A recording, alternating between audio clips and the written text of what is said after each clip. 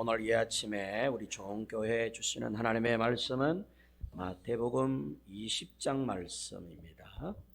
신약성경 33페이지 마태복음 20장 17절, 18절, 19절 섭절 말씀 신약 33페이지 우리 함께 한번 도박도박 큰 소리로 같이 한번 읽습니다. 시작.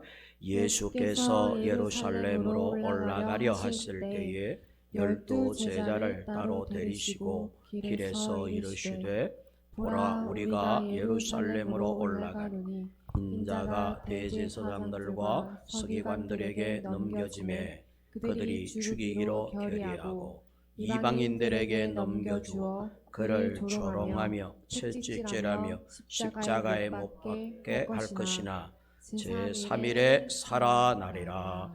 아멘. 고린도전서 15장 31절 한 절 말씀을 한 군데 더 봅니다.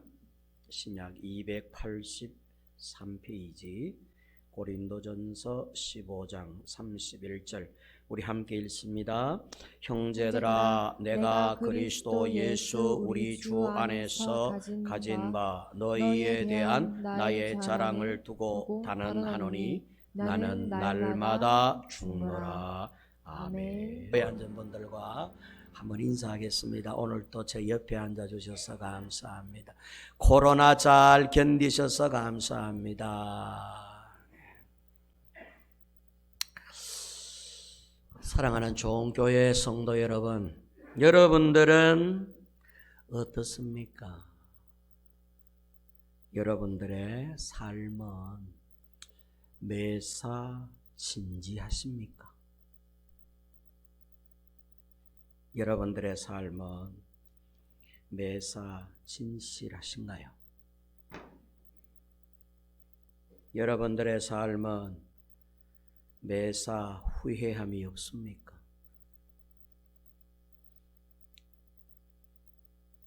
어떻습니까? 성도 여러분들의 매일매일 하루하루는 진실하고 진솔하고 진지하고 후회함이 없는 삶을 살고 계신가요? 오늘은 이 부분에 대해서 잠깐 생각을 해보려고 그럽니다.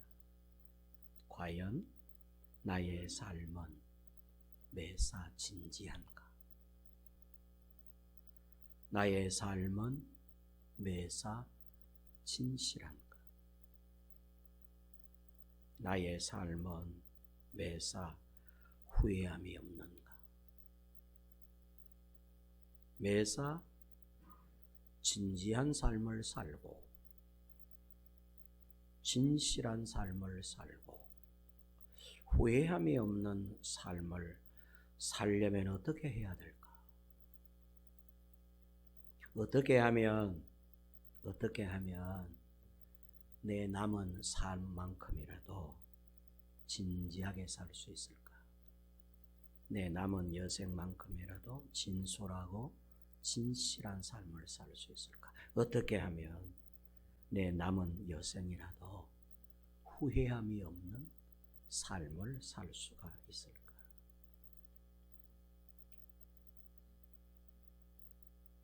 생각보다 우리들의 삶에는 후회함이 많고 또 진지함이 많이 결여가 되어 있고 진실하지 못하며 짙은 삶이라기보다는 옅은 삶을 살고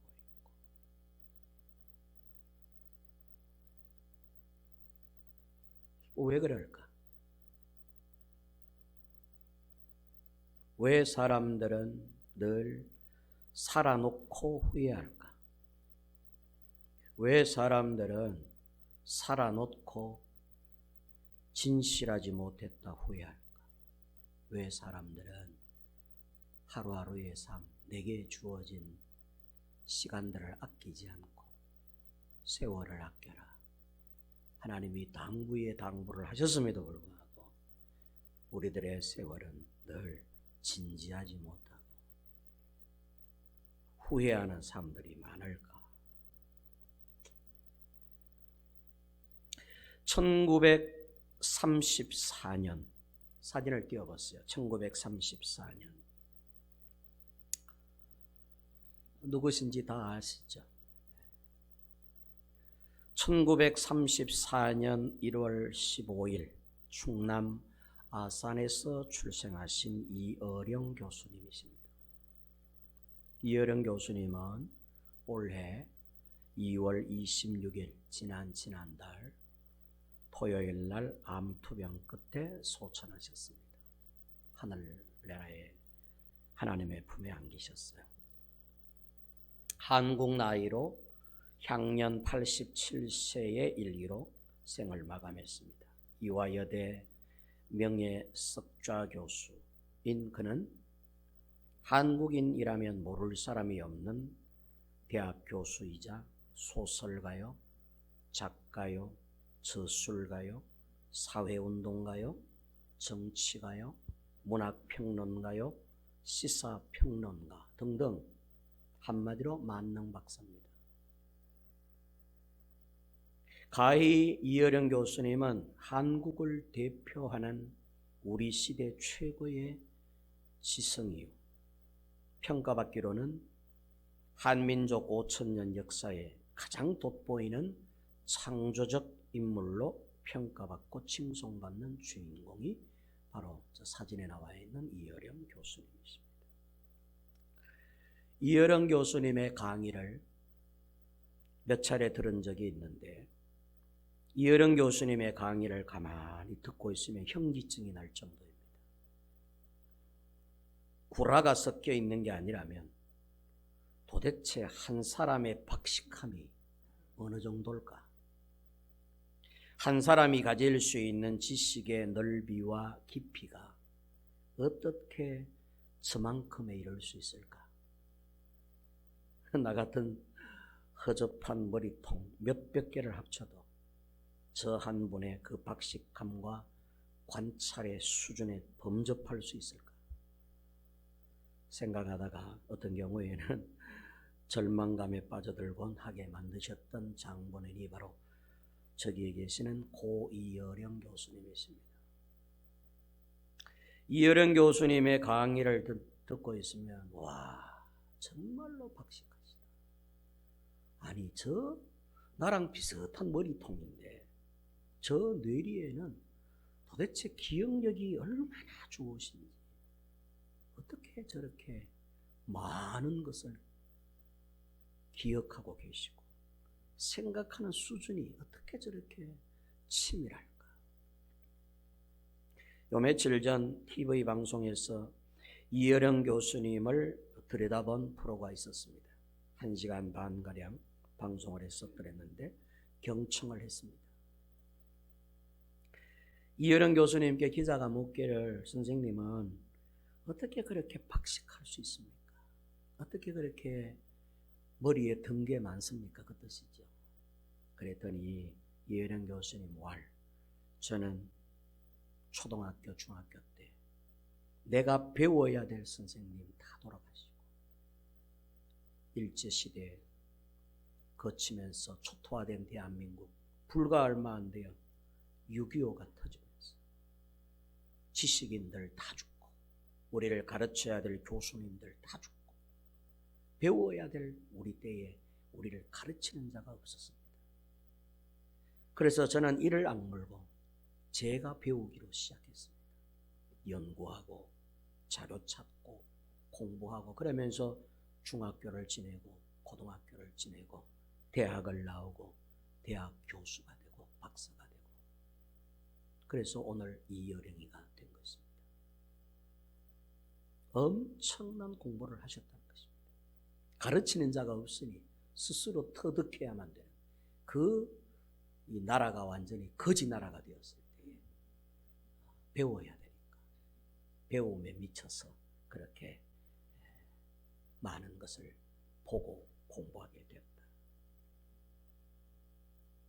이어령 교수님은 몇 년 전 세상을 앞서 떠난 사랑하는 하나밖에 없는 딸, 아들도 하나 계시지만 큰 딸이죠. 딸을 통해 예수 그리스도를 영접하고 세례를 받았습니다. 대한민국 최고의 지성이 예수님을 영접한 것입니다. 그래서 세상은 또 한 번 놀랐습니다.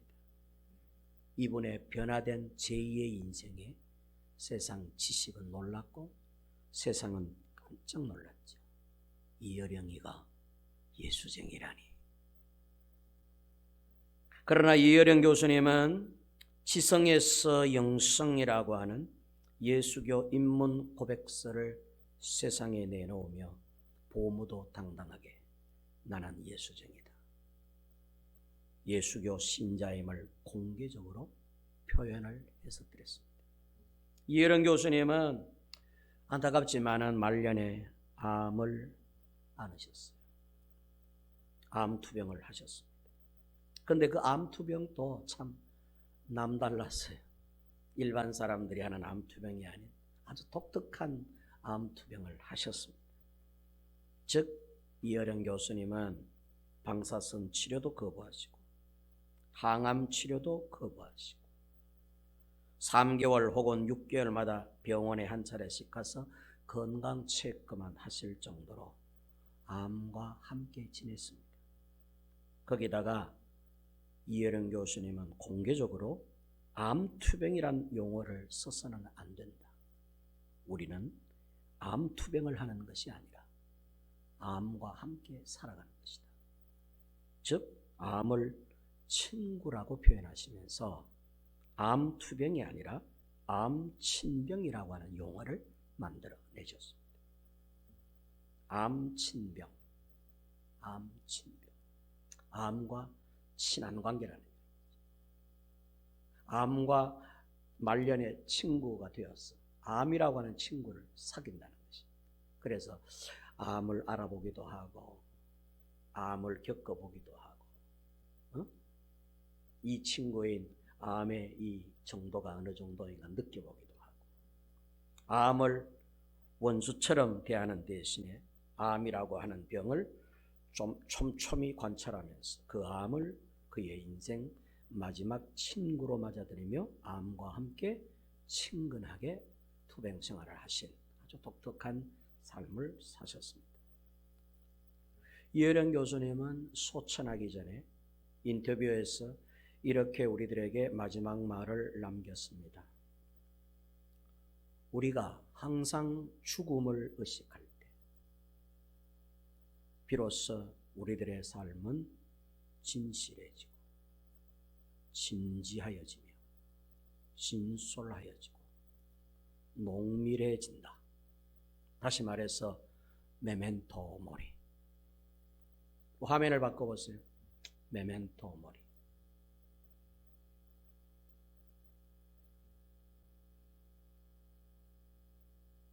죽음을 기억하라.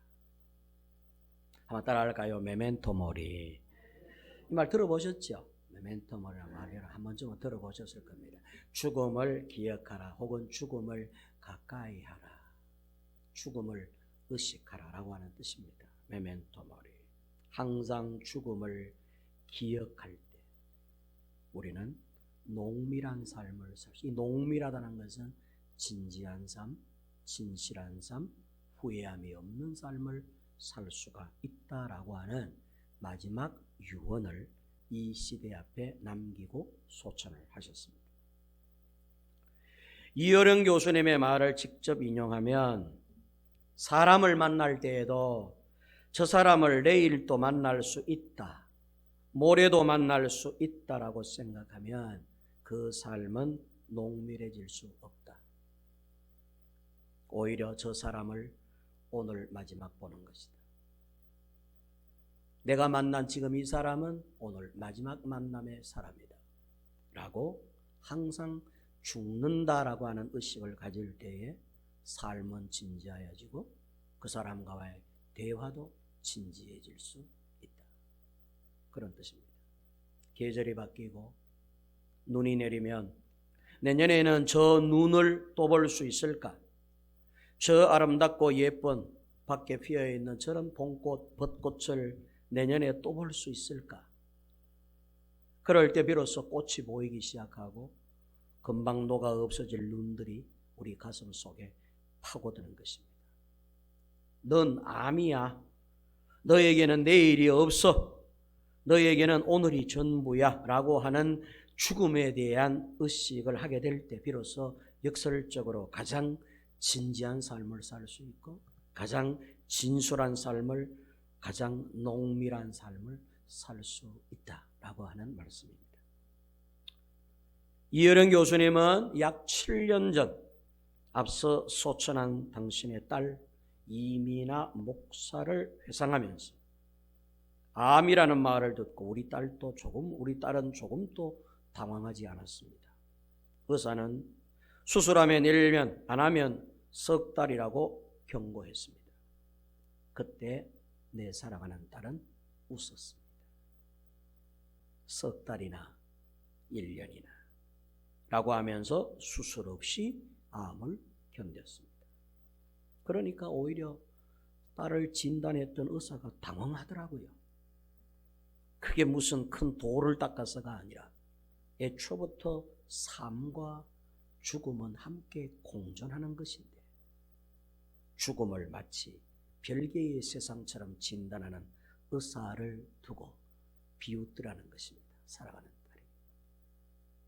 그래서 사랑하는 딸에게는 암에 대한 사형선고는 뉴스거리가 되지 못했습니다.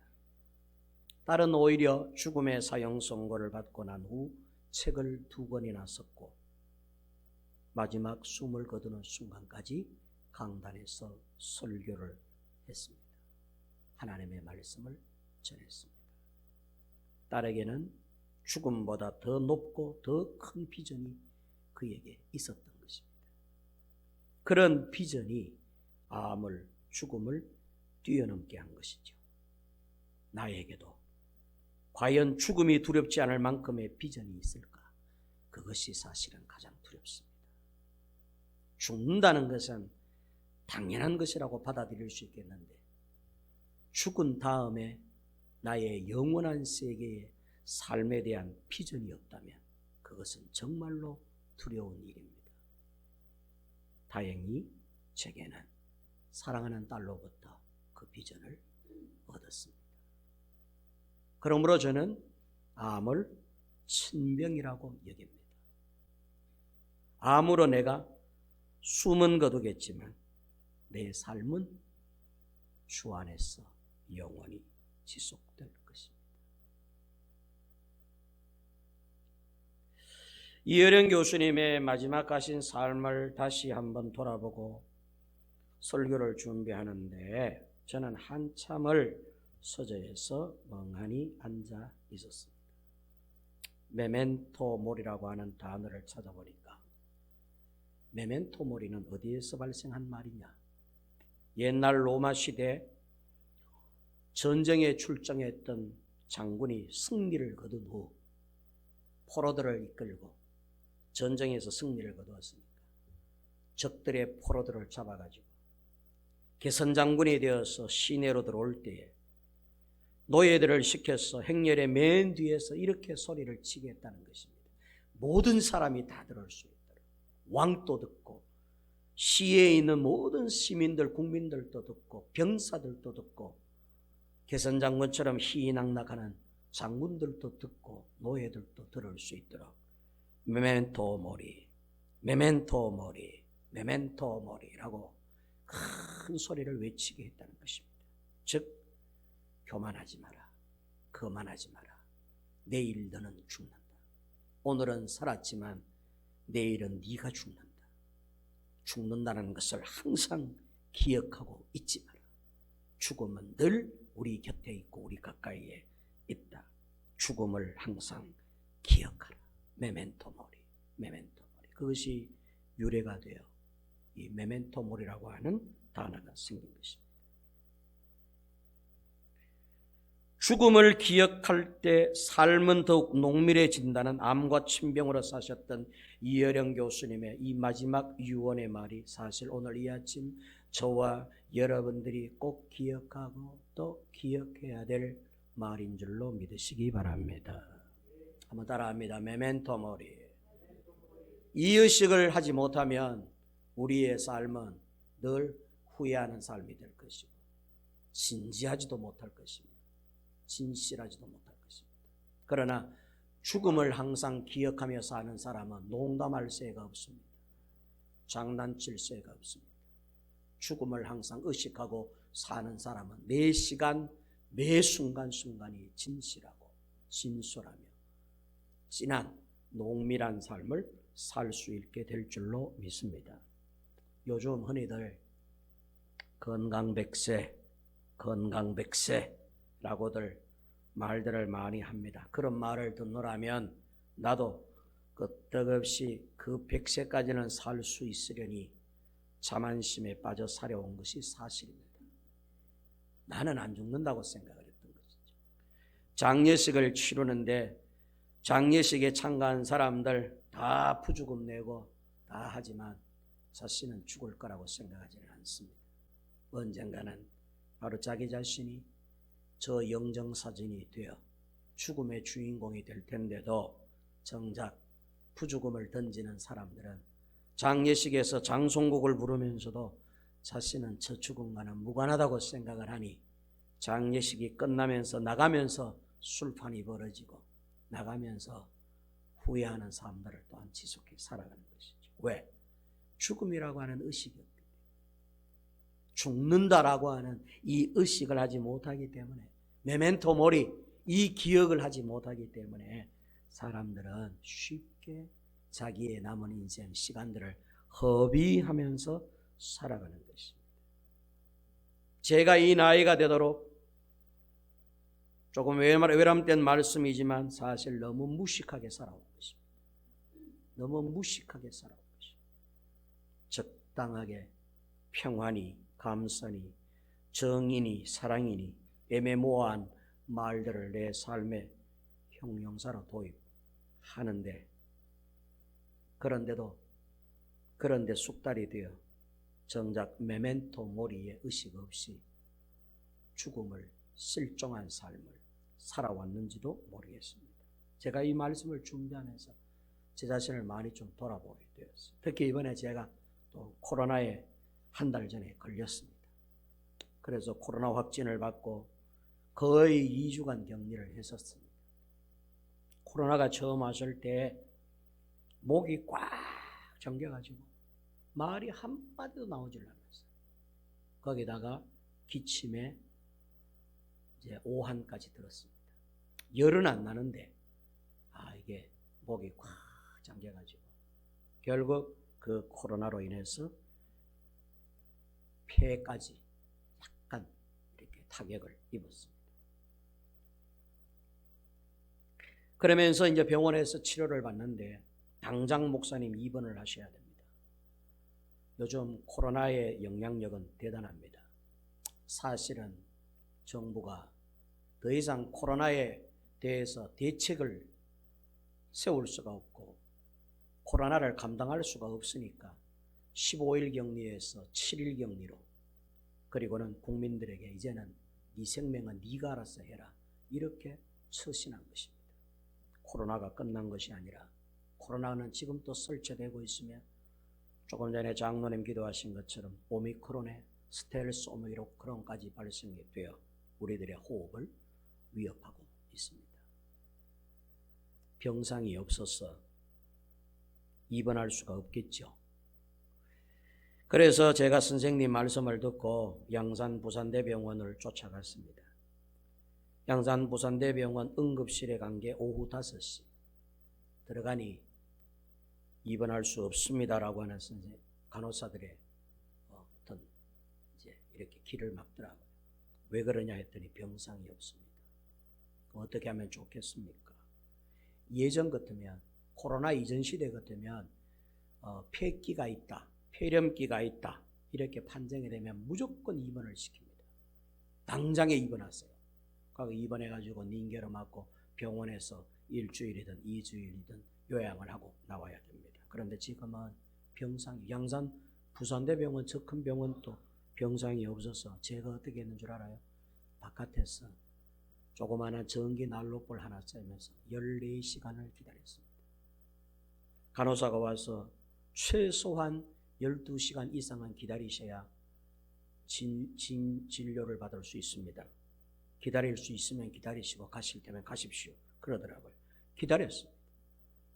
제가 다니는 덕계에 있는 의사 선생님이 목사님 당장 입원하셔야 됩니다. 큰일 납니다. 라고 하는 판단을 하셨기 때문에. 그래서 오후 5시에 가서 그 다음날 아침 7시에 의사 선생님의 진료를 받을 수 있었습니다.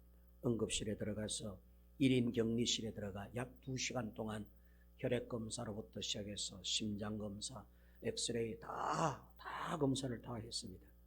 다행히도 참 하나님의 은혜 가운데에 제가 기도를 많이 했거든요.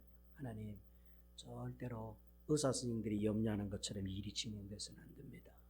주님 저를 만져주십시오. 했더니 의사 선생님이 인터폰으로 전화가 와가지고 말이죠. 면담도 안 했어요. 이상진 씨, 예, 결과가 나왔습니다. 결과는 혈액 깨끗하고 심전도 정상이며 모든 것 다 정상 수치입니다. 단 한 가지, 코로나로 인한 폐가 타격을 입어 폐렴기가 약간 있는데 이것은 약물로 치료가 가능하다고 얘기해 줍니다. 약을 처방해 드릴 테니까 퇴원하시면 되겠습니다. 혹 퇴원하셔서 또 열이 나고 기침이 심해지면 그때 다시 오십시오. 그래서 약을 받아 나왔습니다. 그리고 한 3일쯤 약을 먹고 다시 저를 진료하는 덕계에 있는 병원에 갔습니다. 선생님께서 당장의 엑스레이를 다시 한번 찍어보십시다 해서 다시 또 찍었습니다. 찍었더니 감사하게도 수치가 많이 낮아졌고 폐렴기가 보이던 부분이 많이 사라져 약이 듣는 것 같습니다. 양산 부산대병원에서 처방해준 항생제, 이거는 일반에서는 구할 수가 없는 약입니다. 일반 약국에는 못 구하는 약이에요. 그 병원에서 제3병원에서만 구할 수 있는 약이기 때문에 일반 우리 의사들도 못 구하는 약인데 다행히 그 약이 듣는 것 같습니다. 그래서 폐가 많이 좋아지셨고 호전되어 갑니다. 지금 현재 코로나로 인한 폐병은 문제는 낫느냐가 문제가 아니라 어떻게 급속도로 나빠지느냐에 관심이 많습니다.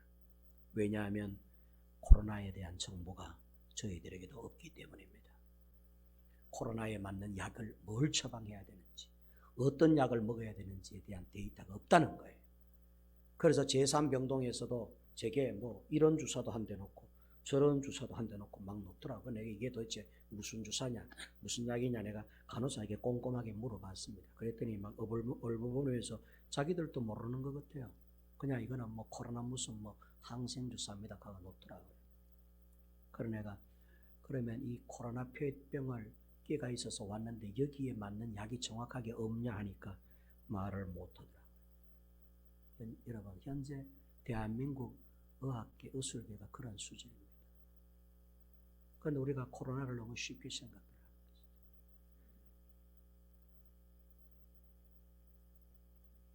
처음에 코로나 확진이 됐을 때 목이 꽉 잠겨서 한마디도 말할 수가 없어요. 말이 안 나와요. 기도를 했습니다. 하나님, 내일 모레 주일날 예배를 드려야 되는데 이래갖고 왜 예배를 드리겠습니까?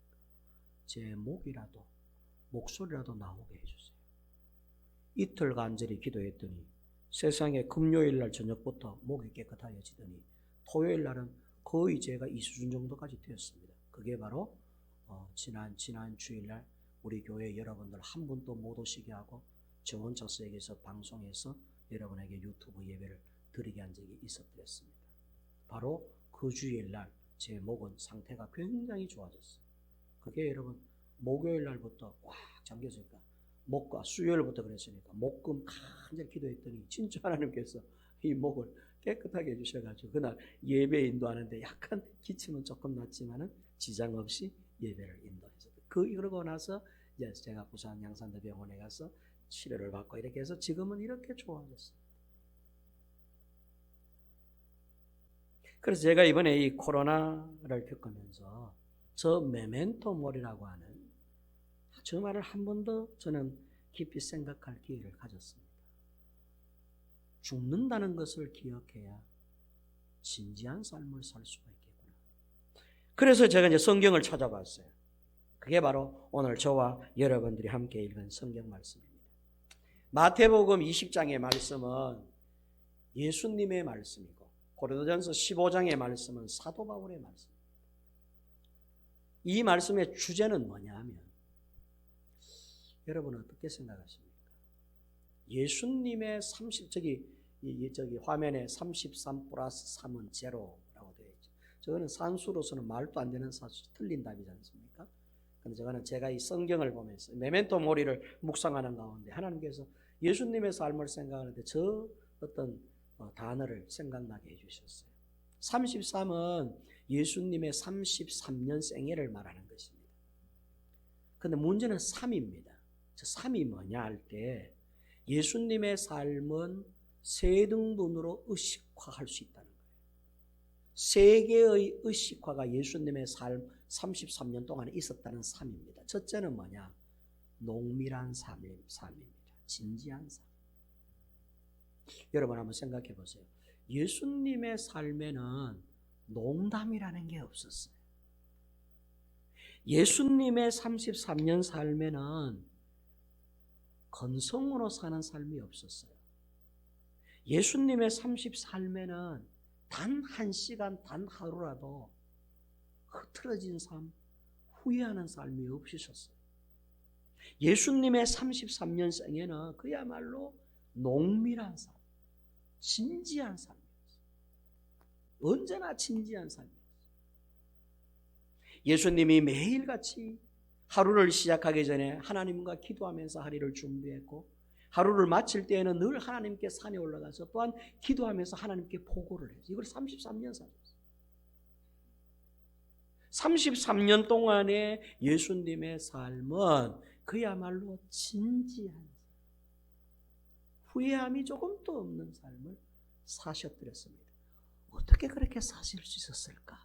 라고 할 때 바로 메멘토 모리. 예수님은 죽음을 항상 생각하고 계셨다.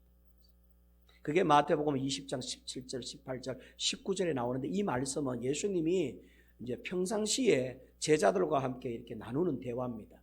근데 예수님의 대화 속에는 십자가의 죽음에 대해서 한 번씩 말씀을 하셨다는 것이에요. 즉 언젠가는 내가 반드시 십자가에 죽는다. 즉 죽음을 항상 의식하고 기억하고 그걸 제자들에게 상기시켰다는 것입니다. 이 말씀은 예수님은 단 한 번도 죽는다는 생각을 안 한 적이 없었다는 뜻입니다. 사실 예수님의 탄생은 죽기 위한 탄생이었습니다. 베들레헴에서의 예수님의 탄생은 죽음을 위한 것이었어요. 십자가에 죽으시기 위하여 태어나신 것이고 십자가에 죽으시기 위하여 33년을 진지하게 사신 것입니다. 그래서 사실은 저 메멘토 모리는 이어령 교수님 혹은 로마의 개선장군으로부터 시작되었다기보다는 예수님으로부터 우리에게 보이지 않게 교훈하는 숨겨진 성경의 가르침이요 유언이며 말씀이셨던 것이죠. 메멘토 모리.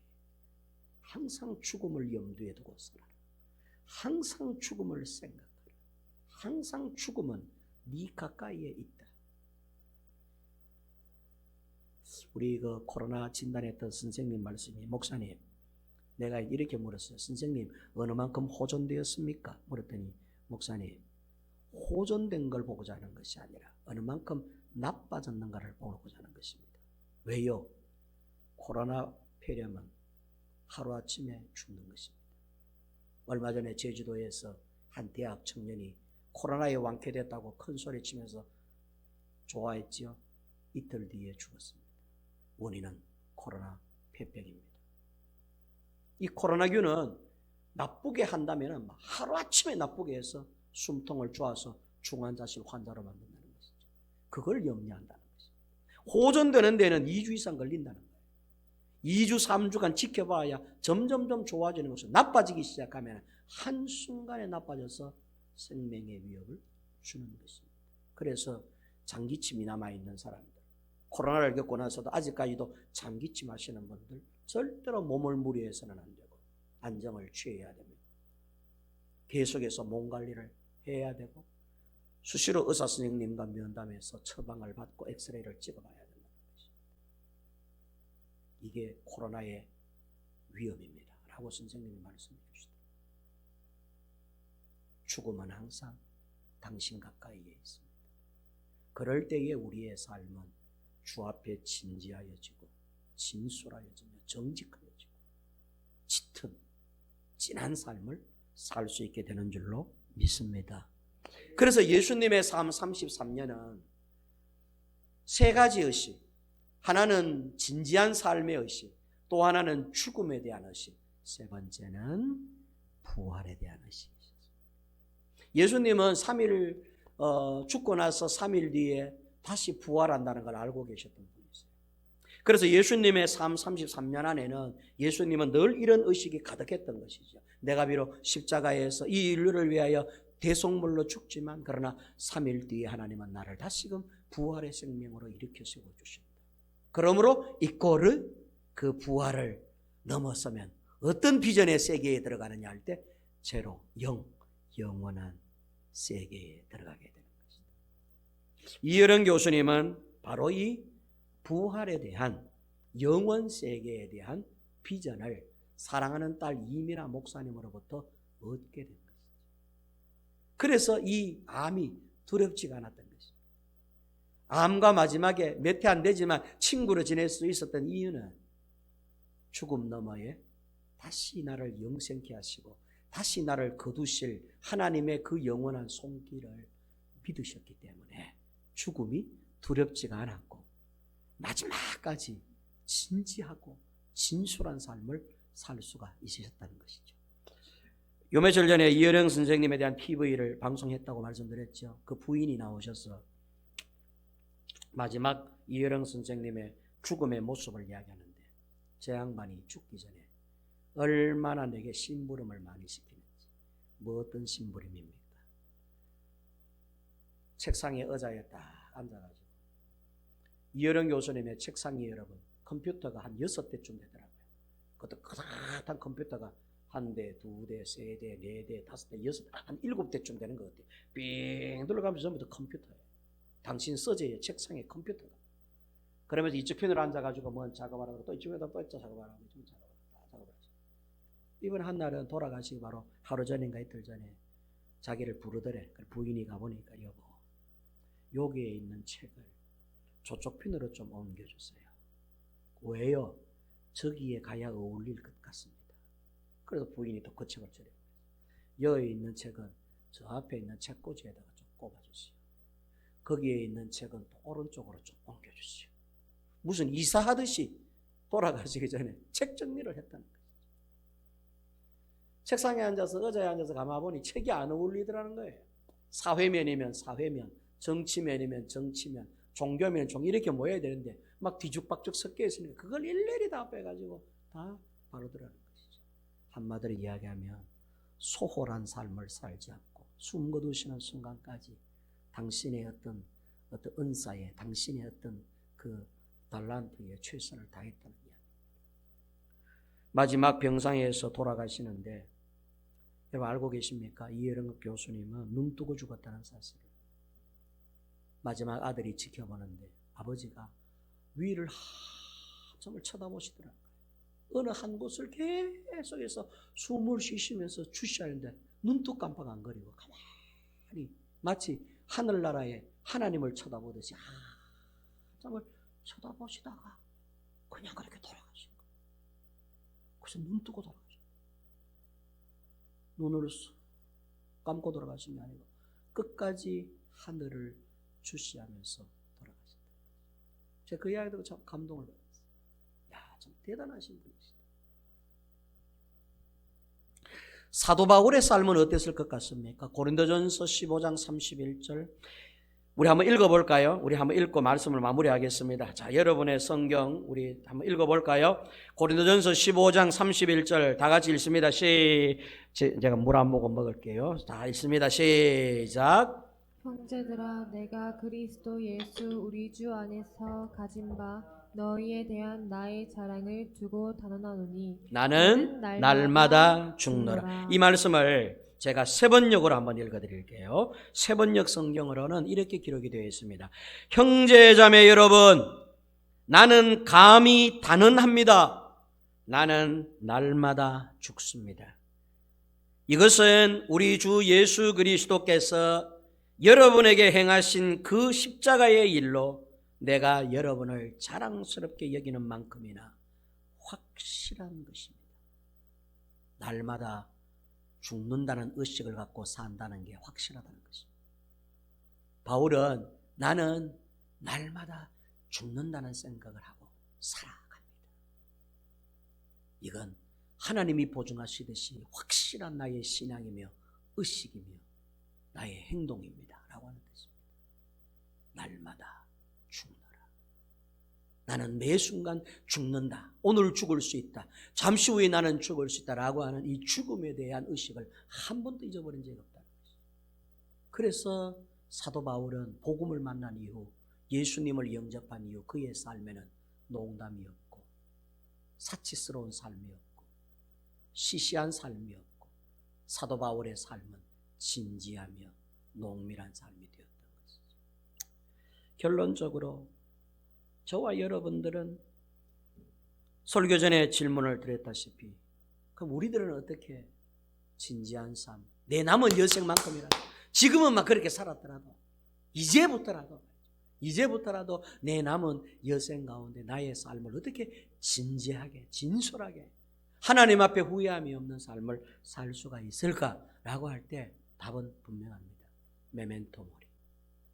죽음은 항상 내 가까이에 있다 라고 하는 의식을 할 때 하루하루가 전부인 것처럼 살아가게 될 줄로 믿습니다.